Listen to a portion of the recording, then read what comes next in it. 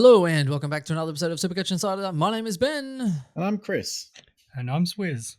And thank you for joining us. This is the team-by-team analysis series bringing you the Richmond Tigers. And boy, oh boy, Swizz is extremely excited to talk about the Tigers. But let's not get anything confused here, Swizz. The Tigers this year probably have as much Supercoach relevance as North Melbourne have had for the previous 2 years. Chris, I see 2 premiums that are relevant, 2 forwards that may be fairly relevant, and the rest of it is a whole bunch of nothing and I don't knows. But I'm really interested to see what I don't even see 2 premiums. I see 1 mid-pricer and one premium. Actually, yeah, you're correct. It's going to be interesting, but we'll move on to it. Before we move on, SC Insider 100, you can find us on Facebook, Twitter, and TikTok. Also, all the audio platforms as well, so Spotify, Soundcloud, Stitcher, you name it. And on the YouTube, just search for us, Supercoach Insider. Like, subscribe, hit us those 2,000 followers, and make sure you like, follow, play those ads, play them twice. Log on your missus' phone, play those ads again. And I don't think that's optional. They don't let you do that. Summer, you can let it run. Just let it run. Swizzy, talk about the Tigers, mate. What's their draw like and the year of prospects? Let's buckle in, guys. 5-hour show ahead of us. So, Richmond finished 7th, and that 12 wins, 1 draw, 11 losses percentage. Ben's already past it. He said buckle in for 5 hours. I've got a newborn. I was like, right, I'm getting comfy. Percentage of 121.6. So that was huge. Defeated Brisbane. What a great win that was throughout the season. 7 goals down. Came from the clouds. Are you talking about the first elimination final? Is that? No, we'll get to that later. Right. Beat the Pies easy as well. The Doggies. So, yes, that was all the good. 5 losses under a goal plus a draw. So couldn't play 4 quarters regularly. Got ran over in the second half. Some injuries had some effect on those games.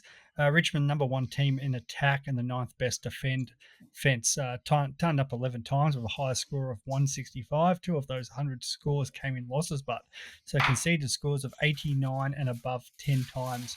Great attack, just can't defend.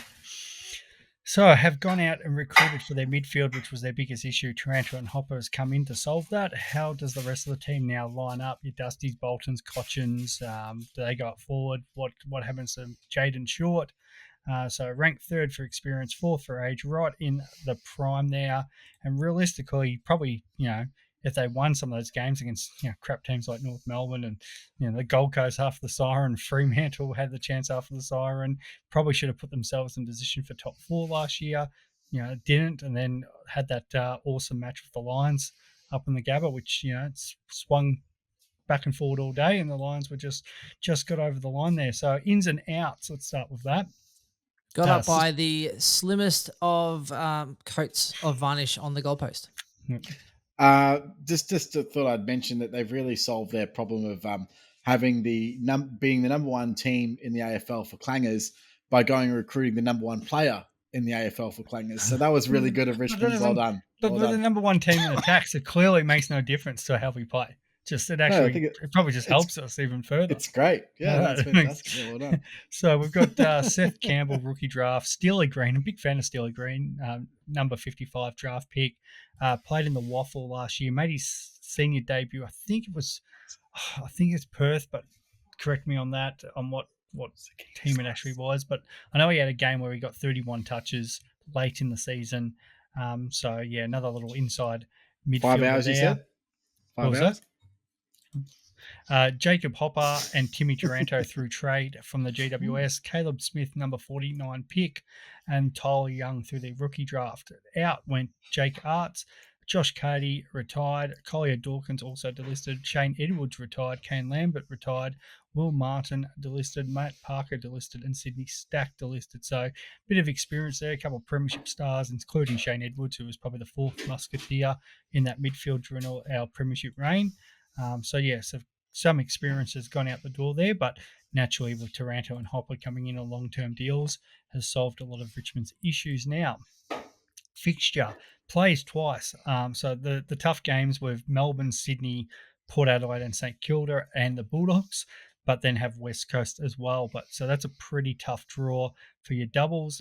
First 4, not too bad. Carlton in that home and away start to the season where we usually win. And then then we've got Adelaide, Collingwood, and then the Bulldogs. Last three are Saints, North Melbourne, and Port Adelaide. Round 15 bye. So that's it's not the easiest fixture, but it's when you're going to be one of the higher up teams, you're always going to have a tougher fixture in that, and they'll back themselves to win majority of those games. Premiums. Where do we begin? Well, we'll start with the one who isn't a premium, but he's obviously the most expensive. We'll get onto Timmy in a minute, but we'll start off with Jaden Short, only because he was in order.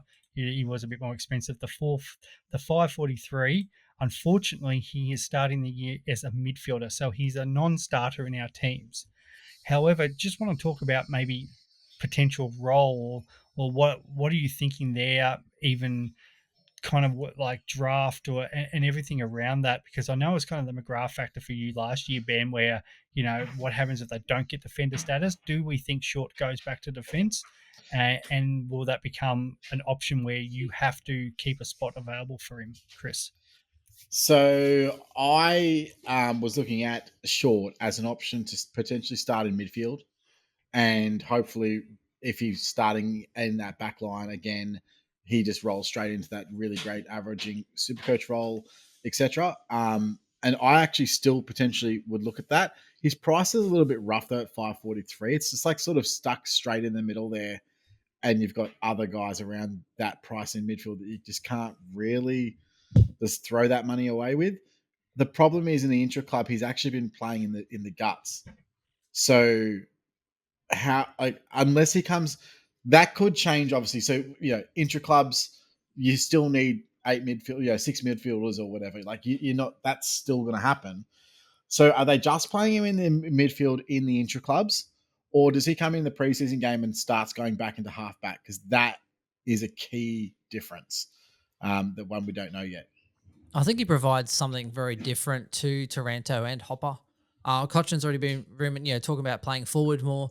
So I think when you kind of look at those dynamics, and you have a couple of guys who are great at getting that contested ball and the rest of it, then wouldn't you? I think you could really use a short, kind of like a Crisp or someone like that, to use it on the outside and actually have a long penetrating kick, because it goes from a centre bounce to pretty much right close near the full forward line, which is absolutely ridiculous. And if he goes out forward of the stoppage, he's well within range straight away. So I think he's a very damaging player. I just hope that maybe he has enough defensive side of things to get that DPP again. But Swizz, I do agree with you. It's a big risk even in drafts at the moment. Get a better idea on these practice games as far as the percentage. But I took McGrath at a higher average than I should have, expecting him to go as a defender status. And in the end, all I got was like an 87 average mid, which was an absolute flop because I picked him at like 90s for a defender, and I got a low 80 mid, and it just cooked me. Well, one thing I want to ask you, Swizz, just before we move on, because I think that these guys are related. Nick Vlaston's actually the highest averaging player last year. Now, he averaged 99.6 at Richmond. He didn't start the season until round 5, but the game that he started was the exact same game that Jaden Short. Actually, no, a few games later, it was 2 rounds later that he started playing midfield in round 7. And so after that period, so basically Vlaston came in, he got a 98, and then he got 155 out of nowhere, and then he got kickouts. He actually ended up being the biggest kickout taker for them, with Jaden Short just not returning any kickouts at all. Nathan Broad took some kickouts, ended up taking 41 for the year, and Rioli ended up taking 41 also. But Jaden Short took 49 last year. So that they distributed mainly to Vlaston. Is he now a premium option potentially? He's still he's 100. He's not cheap. Yeah, but I do you don't think so, there's because more I in that don't pick? think he's got any more improvement in him. He always seems to pick up injuries as well, so that is always a concern. But I think Vlaston, that 99, 100, it's probably where his max is at. Yeah, I mean, he missed and the problem, 6 games last year. So Short's different because of the way he uses the ball. So he's got we always know he's got the potential to go 105, 110 if he was permanently playing in that halfback role, because they'll go through him. Where Vlosten, Baker, and Rioli, the way they set up down there, I think it's more. We talk about sort of Fremantle and having sort of too many cooks in the kitchen. On any given day, one of those is going to pop up and have a really good score for you. And I can see all three of them sort of going between that 85 and 100 mark. But which one is it going to be that particular week? So I don't think, like, you'd be happy to pick him up in a draft, but I don't see any meat on the bone at all. I think in 99, you're probably even paying, maybe if it's overs for Vlosten, he's probably maybe a 95 guy this year. You'd think Baker and Rioli probably slightly get better, where Vlosten might slightly come down a bit. yeah, I have to agree with that. I do think it's a little bit overs. He did play on though from his kick-ins 92% of the time, so that's a good stat. Ultimately, you need Short back there. Short is a premium if he's played back there. What 110 average is what we predicted, but he's never been able to sustain it for a full season playing in that role as the sole distributor. Last year, of course, so not the just gone the year before, Hewley was there as well, taking up a lot of those points from him. He comes in, obviously in the first 7 rounds, he actually did perform quite well. What was his average in those first? You've probably got those splits there, Ben. What were the first split averages, and then the supplementary second and third? Okay, so we had a 104.3, I think it is, for the first. No, 111.8. Sorry, first 7. Yeah. And that's a testament, because that round 8 is when he went into the midfield. No, I lie. Actually, I think round 7 was when he went in midfield. Was it? Well, 5, 6, 7. There we go. Let me just double check. Yeah, round 7. But then he had that big one game, right? Remember, he went like 150 that first game in the midfield, and then completely died in the ass. So probably actually inflated his defensive average. But I still think that he's definitely a very good choice if he gets that role. I just don't think that he's going to get it at this point in time. Yeah, I think of the options, and we all thought it was going to happen because once Hawley retired, it was going to be Short's backline. But then, kind of just the way it worked out with, injuries and stuff, they've moved Short there, and Rioli, kind of a career-saving move for him, has gone down to the backline, and he's looked, really good in that sort of position. So, Benny, I think Rioli's been the biggest factor in possibly that change, because again, talk about revitalizing his career. He has been very serviceable and quite damaging, Rioli, in that defensive line. So then you kind of go, okay, well, hey, if this is where his best footy is, then let's put him in that position. And then Short, mate, you're flexible enough, we can push you in other areas, and you can do some defense if we need to, or you can play up on that midfield, or even get on the outside. I think it's probably that's probably the reason. I mean, below average forwards are really great halfbacks. Ask Cam Rayner. Hey, soon to be. Maybe he will. What did hey, Rioli averaged 92, so there you go. Cam Rayner averaging 92.1 or above. What was Rioli's last 7 average there, Benny Boy? Because you haven't flipped it over for us on the spreadsheet. So that's right. Rioli, hey? So let me have a quick look. 98.4. Yeah, and that included a 64. And I think the game before that, 7 cuts out, he got a 127. 1, 2, 3, 4, 5, 6. Yeah, had a 127 before that too. I do see Dan Rioli in some teams, but he suffers from that same factor that all the other 500k defenders do. In that, if you can't see them averaging 110, don't even bother. Yeah, there's 5 guys that did it last year. So your threshold is picking a underpriced premium. This is why I personally don't have Dacos right now. Don't get me wrong. I think that everything going right for Dacos, he can average you 115. Like, honestly, he's that good. But he needs to be averaging 110 or close to it to be in that top 6 conversation in defense. And if you can't see them, I'm not entirely sure why you're picking him. Like, why are you picking a guy that might average you 100? Yeah. What's the point of that? There's a world, as I said, Rioli, Baker, Vlosten, they could all average 100. Like, it's not out of the question in that. But, I think it's not going to, then as you said, they're not going to be top 6. They're all going to be around that mark. Not even probably going to be even top 10. Yeah, top 10, Yeah. I don't mind a player that's around that 500K if you think they're going 100 to 105. Talk about pushing them to your D6. We've had periods where we had like Crisp and stuff fall off a ledge, but I still scored pretty well for the whole season. So I know that's where you want them to be, but anything under 100's a definite foul, and ideally you want them to be hitting 105 as your D6, because when you talk about price you paid, it's like during the season someone's averaging you 100 to 105 and they've dropped down to 500,000. You're looking at them. Right. So, and then I'd target those other 110 average players to kind of really fill my side, because you might not be able to afford them in the full capacity during the season. The other thing I that, feel it. and we're talking a lot about Richmond's defenders, but they have been the premiums for Richmond for so long because we don't win centre clearances. We get the ball back from half back and we surge forward. But that could change now because they've actually got a midfield. So Prestia, who's been this real, like I know everybody says Dusty this, Dusty that, but realistically, Dusty, it's been 2 years since he's really played pure midfield, and he's a centre clearance player, not a round the ground clearance. That's player. right. So, yeah, Prestia has pretty well had a lone handed there for the last couple of years, and Prestia doesn't get on the park that much. So now all of a sudden, Richmond actually have two midfielders who potentially can win the ball around the ground and at centre clearances. So does that completely change the amount of ball that these half-backs, like, does that change Richmond's game plan completely now? And is it going to be, Hopper, Taranto, Prestia short around this ball all the time? And, Rioli, Baker, Floston aren't going to come into the play as much as we used to. So that could affect them to come back to a 90, sort of average.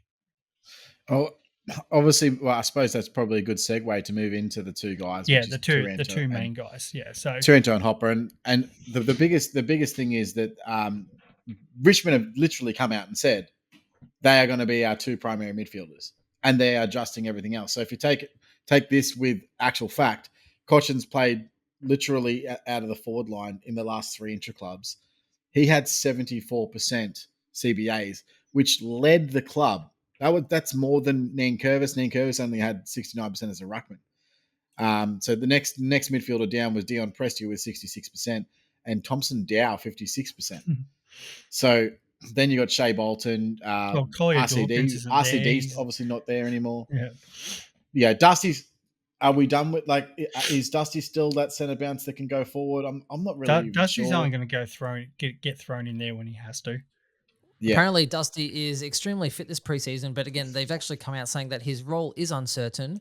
He could play more forward time, but then again, as they're going to kind of, let's get him into the season, let's let him enjoy himself, see how things progress, and then they might change him throughout the season. Dusty pretty well, and we saw it. I think Grimo and I, the best example that was Richmond Hawthorn, where that wasn't Hawthorn were pretty competitive last year, and especially quite a lot of games. And every time they kind of got close, Dusty just put himself where the contest was, and would win the contest. He kicked 2 or 3 big goals there, and then he would run off and have his break. So it was more a case of, okay, we need you right now, or he knew the situation. I need to get in there. That I'll push somebody else out. And I think that'll be just the same again. Dusty knows when he needs to get in there and that, but other games you'll just be like, I'll just sit here at full forward and keep Jack company. They've got Shea Bolton's good enough to be that striker anyway. Yeah. Like, they don't really need Dusty in that mix anyway. Don't get me wrong, he's great as a luxury, like a little bit like Fife right now. Yeah, I can see Fife going in and having a pinch hit every now and then, but it's not going to make an impact in CBAs. He's not going to push anybody out. I see Shea. Yeah, Shea had 56%. I can't see that going down. I think that they probably maintain that. One I'd like to see with more, but they may not need him anymore, is Jack Graham. I think that he's a fantastic footballer, and I think he works better out of midfield than he does in the forward line. But everyone has their own opinion on that.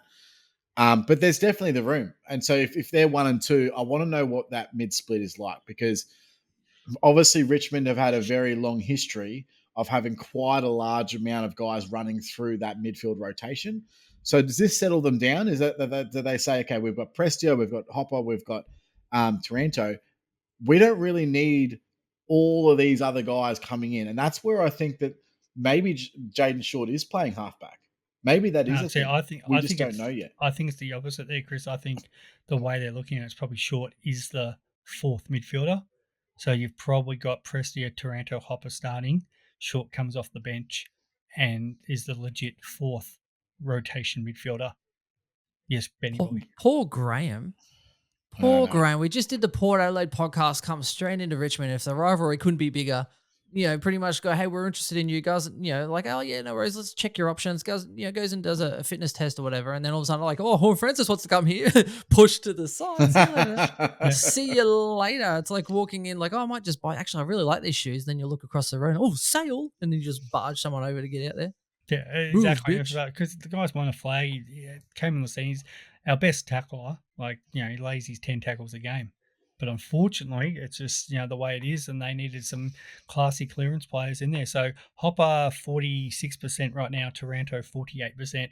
And we'll throw Hopper in this premium discussion, even though he's a mid-pricer who's, the whole idea of him is just to make cash for us. But it's just the fact that he's a 330 guy playing probably as Richmond's number one midfielder, and then Taranto's Richmond's number 2 or 3 midfielder in there. So I think it's a case of Hopper's definitely the one I would expect everybody to have come round 1, and that for 330 you're getting a guy who's starting in the midfield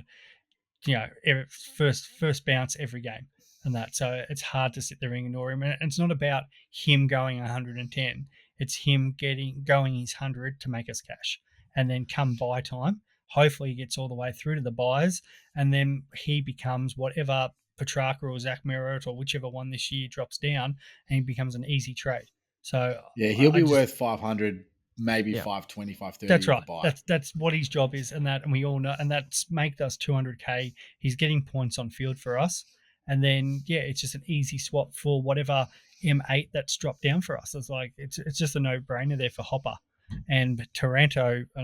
Before I throw over to you there, Benny, that we know he's had his issues with like kicking the ball and that, but I think GWS the way they play, it didn't probably suit him because he does butcher the ball going forward and that, where Richmond it's never been the case. Like Tommy Lynch would prefer a silver service and that, and what Dusty and Baltimore give him, but Richmond's always had that sort of mosquito fleet. You got Morris Riolo Jr., Cumberland, Castagna down there. Shy Bolton's going to play a lot. Dusty probably doesn't care. The ball comes rolling into him.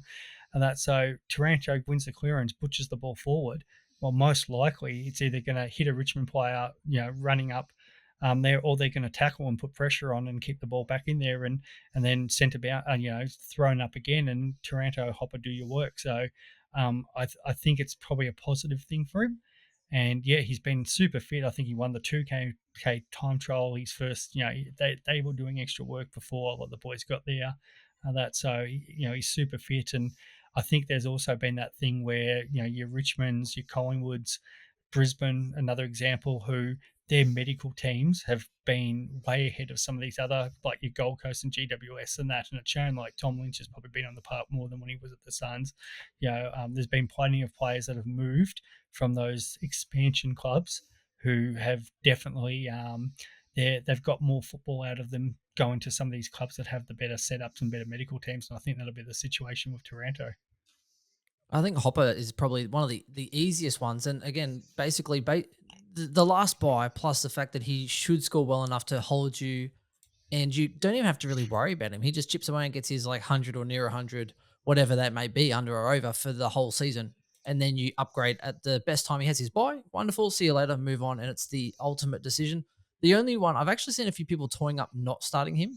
And the only way I could actually see a team without having Hopper is if they're going the extra premium. And it goes, oh, I could have Hopper or I could have a McRae. Now, that's the only reason. I'm not saying it's the right reason, because I'd much rather have a guy, probably the best mid pricer for the whole season, in my side and get me that premium. But I've seen people, avoiding him as well. Yep. So, avoiding him is dumb. I agree.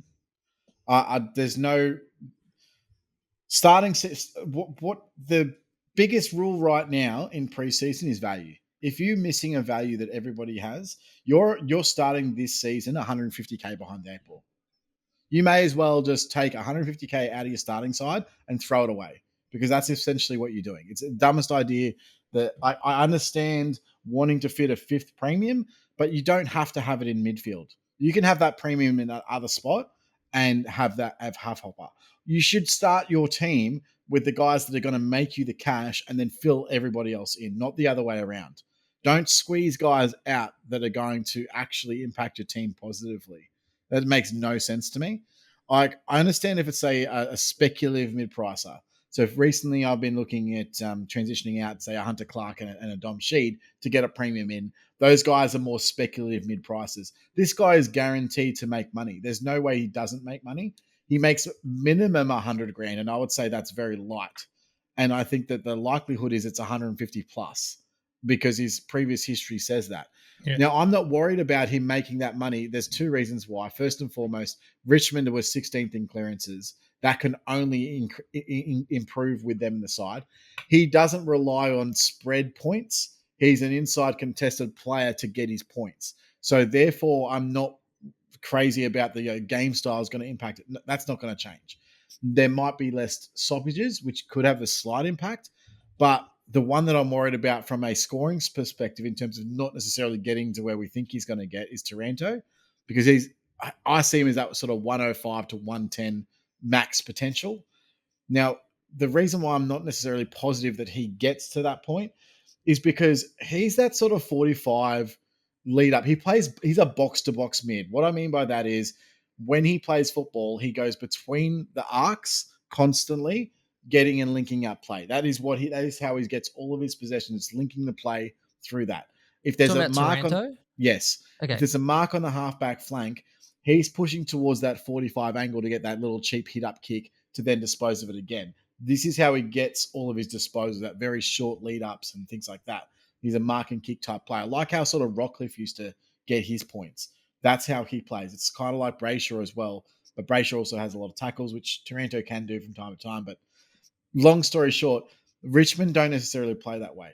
Richmond played the long kicks, go down the line. If it's fast. They're going to move through the midfield through forward handball and not necessarily through kicking short at a 45. They don't generally do that unless there's a clear opportunity to then play on from that kick and then use the forward handball to get momentum through that center corridor.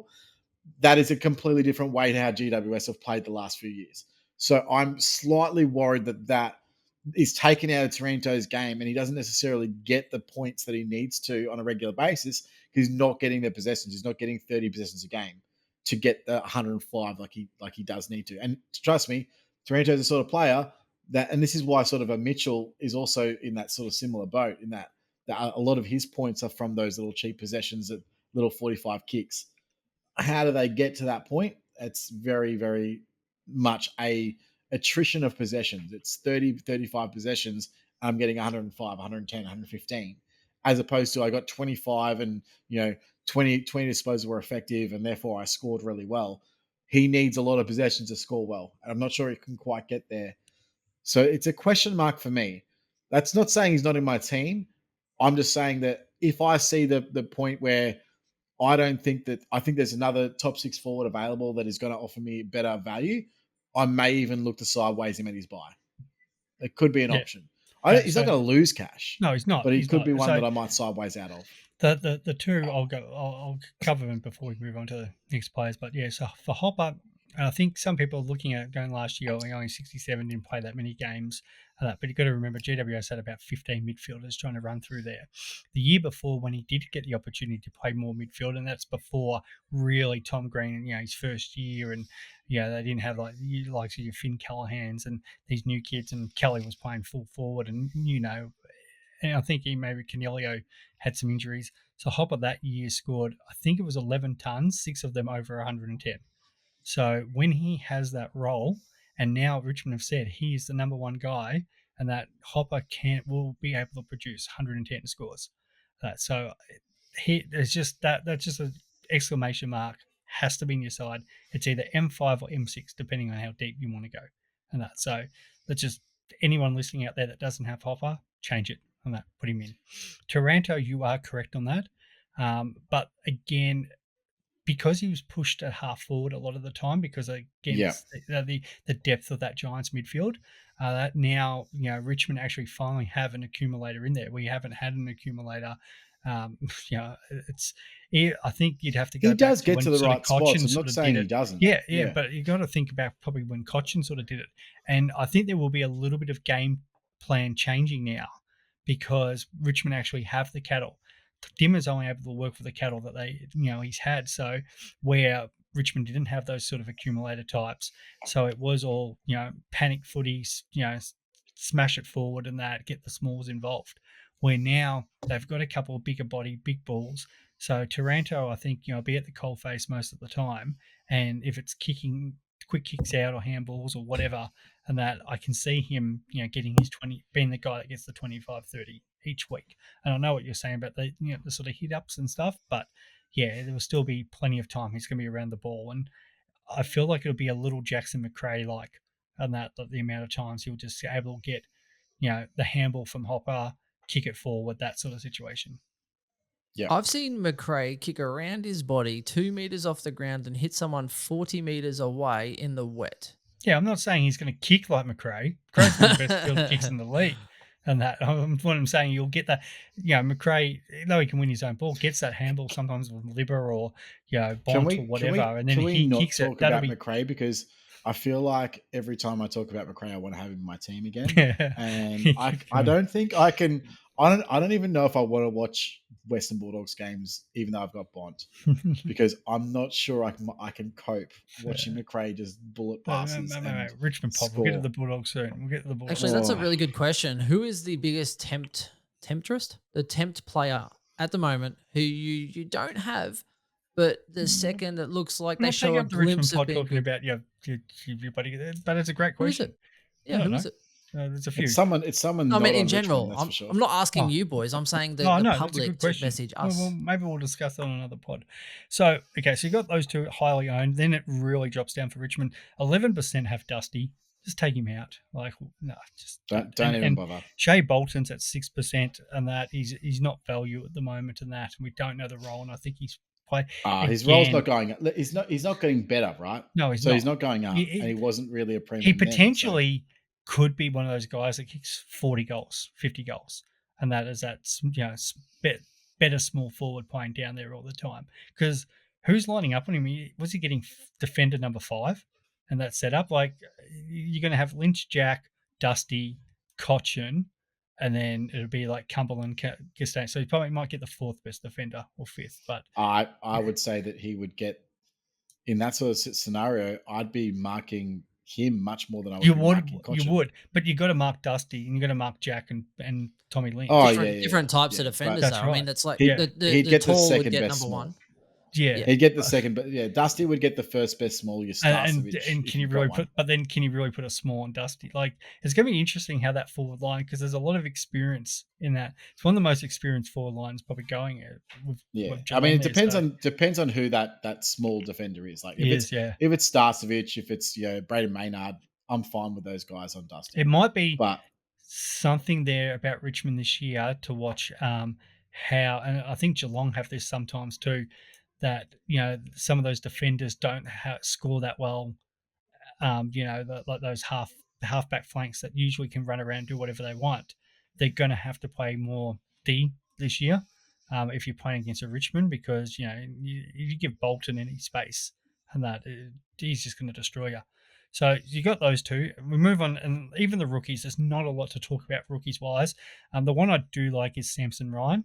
I think, because now there's no Chol there after last year, but Richmond really don't have too many other key forwards. Ben Miller can swing forward. We know Noah Bolton can, but they are short some tools, and even their rucks, it's literally Nank, Soldo, and then I think it's Big Mate who's played a little bit of VFL. So Samson Ryan, I think this year will get some games. When that happens, I don't know.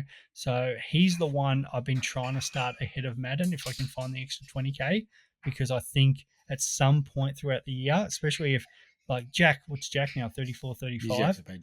He's got to come in at some point and play some, even if it's some forward. But then, a bit like Charlie Comden, like, how well is he going to score? So, but if we want a warm body, definitely could be an option, because he's got that ruck forward eligibility. So it's him, and I think Steely Green will get a game at some point throughout the year.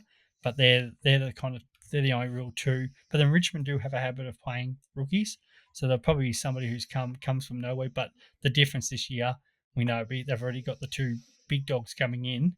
There might not be as a spot there for some of these young fellas. You got anything to add to those rookie chats, boys?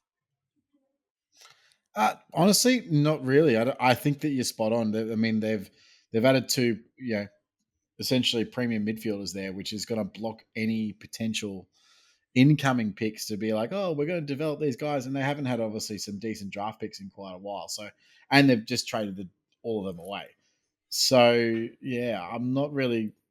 I'm looking at their rookies and going, yeah, well, that makes sense. Unless there's something that comes out of nowhere, like a real bolter, like maybe Well, Judson Clark gets we to had do a it bit last more. year where Yeah, over the last 2 years we've had Gibcus, Clark, Cumberland, Bolter. yeah.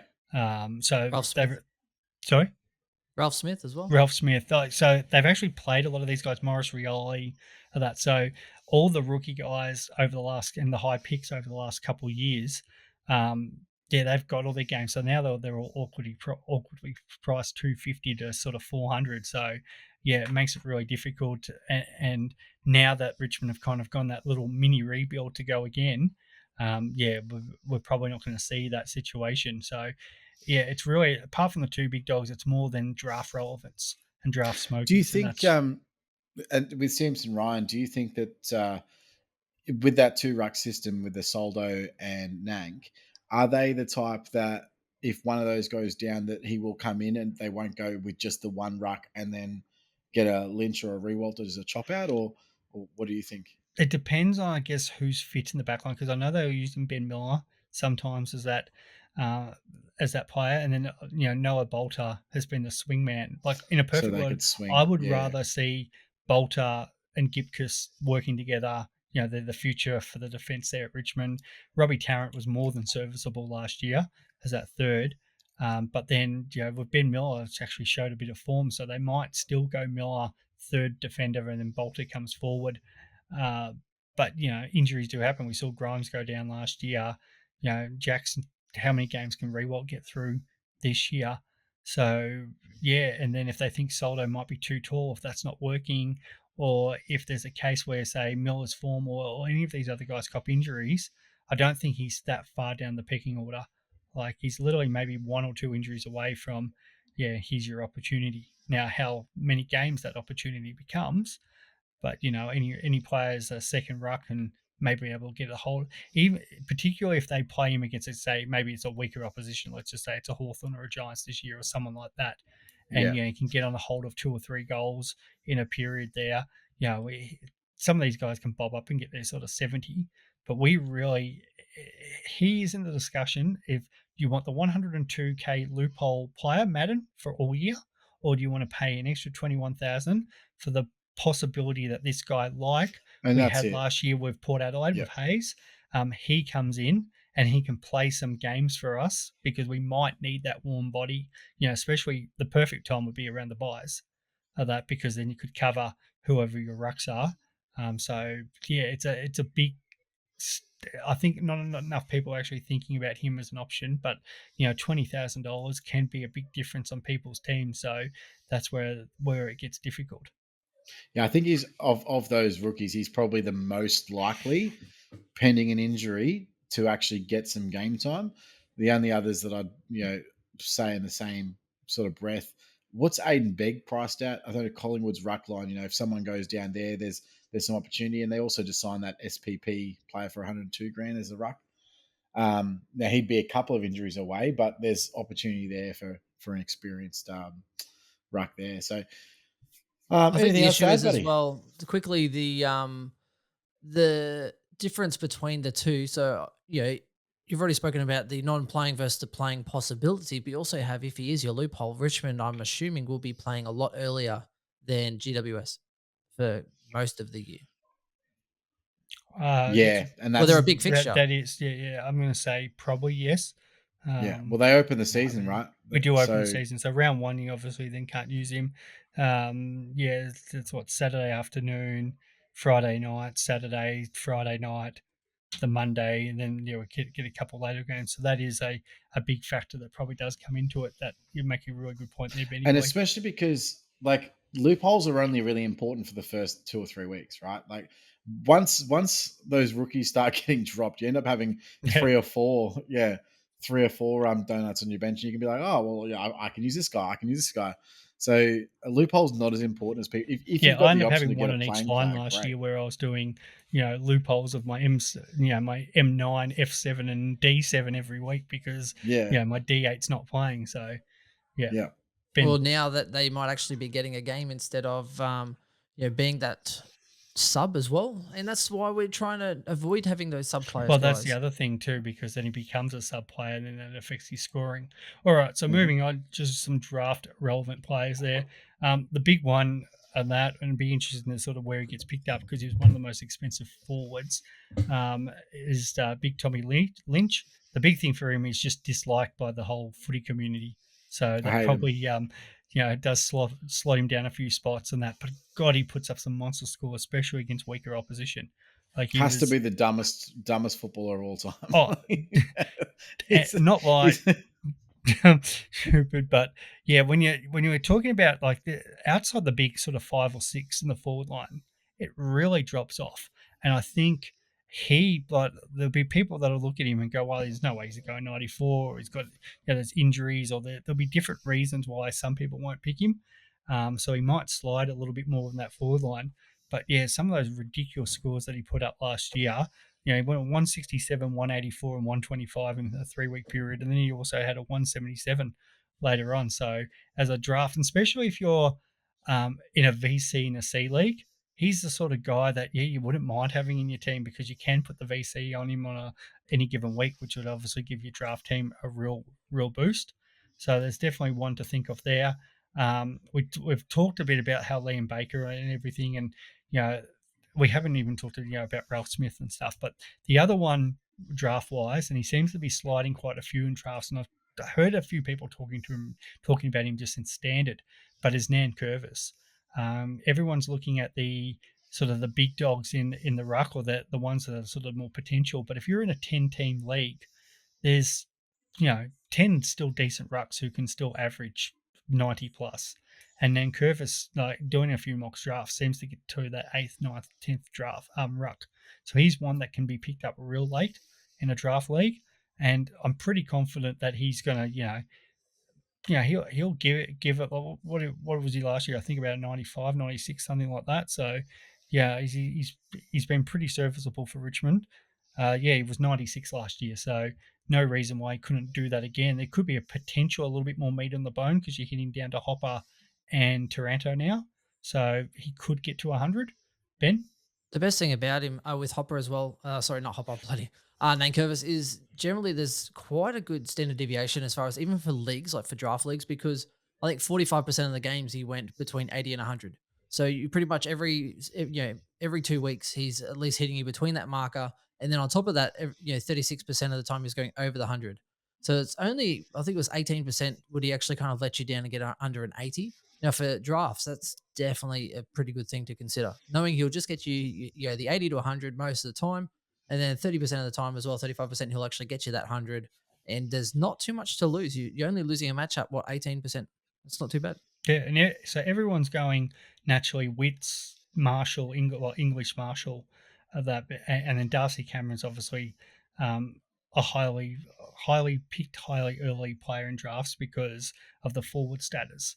But then you sort of got this sort of very level playing field, your Nick Nats and your Rolios. So Nank always seems to just be a guy that's like, oh yeah, just keeps sliding and sliding, and yeah. So especially if you're in a 10-team league, if you're in a 14-team league, it gets a bit worse because there's probably 10 to 12 good draft rucks. It just falls away after that. But if you are in a 10-team league, yeah, you don't have to go early because even if somebody takes Nan Curvis, Big O's probably there. And Big O's probably going to get within maybe even close to what Nan Curvis is because again he's got Dunkley and Ashcroft and well, the extra even I guys to think hit down too. So it's probably more prevalent this year because you don't have Gorn and Grundy that are going to be taking up those big key spots, right? Like they were going top 10, top 10, yeah, and they'll go in there's the first no round. way they're going like unless unless your name's Matt Mercer, you're not picking up Max Gawn in the first round. But Yeah. I've had a couple of Rucks will people be ask. contentious. Yeah, for I've had a sure. couple of people ask me about Nankervis as a standard, and I think he's again. I wouldn't start him, but if you're got a Darcy Cameron there, either it's like Wits, and for whatever reason, or maybe I think it's more English, and then when English gets injured at some point or concussed or whatever, then Right. you're looking at, okay, who's the guy that's put their hand up, or it's DC to C, and there's no reason why. Well, maybe Nate as captain couldn't have like a sort of a career year 100 to 105 in it. You never know. It might be enough to go, oh, well, he'll get in that sort of R3, the top 3, 4, 5 rucks, depending on how the other rucks are going. But I wouldn't start him in Classic, but definitely if you're in a draft, I'd be waiting for him and picking him up late. Rucks in the draft is going to be a funny year because imagine looking at your mates like, oh, who's going to do it? Who's gonna jump first for this speculative? And you're not going to be, you're not going to be passing on a Parish or someone else and go and take a ruck with That's so much risk. so true. It's like There's so much. people I'm are going to like, be jumping at like someone like an English, and I'm going to be like, well, I don't want a guy that's going to be playing 15 games. Like yep. that's And the worst. like- the worst thing you can do in draft is sign up to a guy that's going to only play 65% of games for the year as one of your top picks, because you're basically signing away the year straight up. And with your Nate's first missed a couple few of games picks. here or there, but the thing is, like, he's not ever getting subbed as if they're playing 2 rucks because he's the captain. So Yep. Oh, and if you pick him late, it doesn't matter. It doesn't matter if he misses a few games. Well, We're that's talking it. about You pick him particularly late anyway. So It doesn't matter what your name is. So I think, as I said, did a couple of mocks, and if you're picking him, you can pick him up. Maybe time. Maybe 12, I said 14th run. Sorry about bailing before. It's Mrs. has the newborn. I've got the toddler, and apparently she couldn't find her dummies, even though there's a night light on. So I was like, mate, what are you doing? It's 11 o'clock, and you're absolutely crying for your dummy. Anyway. Yeah, so he's one, and then the other one that's just worth mentioning is Prestia, because he does have some value. Prestia, he can go on runs, but his body's obviously his body draft slider, and this is where it gets interesting with say draft and that. So I wouldn't go early on him because you don't know how many games you can get out of him. But again, it depends on your draft season, because unlike standard where we're running 23 weeks or 24 weeks now and stuff like that, you might be in a draft league 12 teams, you only play 11 weeks. So you might only need to get 11 weeks out of a Prestia. And that might be enough to, even if he only plays 8 games, if you're picking him up as your 3rd, 4th midfielder, and he's a guy who can average over 100, and compared to some of the other midfielders that might be around at that stage, he's definitely worth taking. If you're in a draft which is more longer, then he would be one that I'd be ignoring. It's like Christmas. Don't go the half hog. Don't have 3 defenders, 3 forwards, 4 midfielders. What kind of draft league is that? Bulk up, right? Have some actual protein. The meatloaf, bulk up. Pick a real team. 22 players. 22 players, mate. 22 it's the players. only way to play draft. I don't care how many people you have. 18 players, 22. Yep. Play like a real man, all right? Yeah. All this half-ass, only 10 pick rubbish. 10 teams. Cry on the inside. Cry on the inside like a winner. Talk about some real problems, you jackass. I love speed or comfort. Yeah, right. 18 league teams with 22 players, and you're in round 17 and someone's taken 20 minutes to make a pick. I'd lose Fantasia. my mind. I'll take Fantasia, please. Lose my absolute mind. I couldn't do it. Someone asked on Twitter yesterday, they're like, what do you prefer, slow drafts or live drafts? I literally I had this huge rant about slow drafts and how I will never ever do one ever again, because 3 or 4 days of my life just goes out the window. Just to realize that the pick that I'm waiting on just got picked the pick before, and then I've got to spend another hour. I've spent 2 days with that not player even logged in, and it's not even. And it just happened in our Richmond draft, where we've got a 14-team draft this year, and so what we do is we do the draft raw, and then you can pick your spot, and of course, I was the last person drawn out, so I don't even get to pick my spot. I get whatever's left over, and I'm next to Grimo again. I think Abdul has made his one spot. Of course, and we literally just steal each other's players every time. So it's just like Grimo, it's just like, just one time I want to be pick 2 and he needs to be pick 12 just so we're that far away from each other. Just absolutely ridiculous. To be fair, I'm pretty sure Grimo told you once, like, oh, hey, who you thinking? He's like, oh, I'm thinking this person, and then you went and took that person just before him. He's like, What a well, shitmate I am. yeah, he's like, well, you told me. So I he's know. like, yeah, actually, that's a good It's pick, like, and just took oh, it right probably from under did. his. Yeah, no, it's him, and I've got another mate, 40, who's a Saints man, and we do it all the time. We just keep pinching each other's plays, and as you said, nothing worse. So, yeah, it's yeah, as we said, Richmond very interesting in that, just because you should have the top 2 guys, but the rest, it's more becomes draft relevant. Fair enough. I think that probably That's just it, signs mate. us out for That the is pod, legitimately guys. it. So That's it. Thanks, Nice little guys. bit of And we'll see you draft later. chat for the Richmond folk. Shout out to the Richmond chat there, Swizz. Yeah, talk to you soon. What do we got next? St Kilda. Yeah. Lovely. Everyone likes a Excellent. nice Ross line. That's it. We'll talk to you soon. Bye. Bye. Cheers.